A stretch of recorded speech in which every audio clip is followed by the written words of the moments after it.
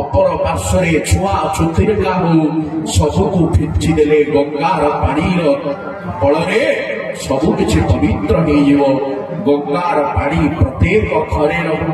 କହିଲେ ଆଉ କଣ ନା ଗଙ୍ଗାର ପାଣି ରାମଙ୍କ କାହାଣୀ, ରାମଙ୍କର କାହାଣୀ।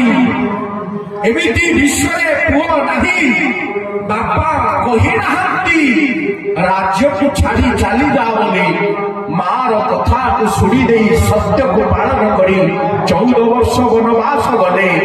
ଆଜି ଭାରତ ବର୍ଷରେ ଚାକିରିଏ ହାତ ପାଇ ସୁପ୍ରିମକୋର୍ଟ ଭାଇର ହଣା କଟାରେ ପଳାଉଛି ସୁଧୀ ସଜ୍ଜନ। ଏଇ ଭାରତ ବର୍ଷର ଧର୍ମ ପୁରାଣକୁ ଯଦି ଆଗାମୀ ଦିନର ଯୁବପିଢି ଜାଣିବେ ତେବେ ଭାରତ ବର୍ଷ ଶୃଙ୍ଖଳିତ ହବ। କହିଲେ ସେତିକ ନୁହଁ, ଗଙ୍ଗାର ପାଣି ରାମଙ୍କ କାହାଣୀ, ଗୀତାର ବାଣୀ। ଗୀତାର ବାଣୀ ଯଦି ଜୀବନରେ ଯେତେ କାମ କରୁଛ କର, ସକାଳ ଉଠି ଗୀତାର ଗୋଟିଏ ମାତ୍ର ପଂକ୍ତି ପଢି, ଗୋଟିଏ ମାତ୍ର ଶ୍ଲୋକକୁ ପଢି ଆପଣ ମାନେ ଯାଆନ୍ତୁ। ଏହା ମୁଁ ଉଦାତ୍ତ କଣ୍ଠରେ ଆପଣ ମାନଙ୍କୁ କହୁଛି, କାରଣ ଗୋଟିଏ ଶ୍ଲୋକ ପଢିବା ଦ୍ୱାରା ଭଗବାନ ଆପଣଙ୍କର ପାଖେ ପାଖେ ରହନ୍ତି।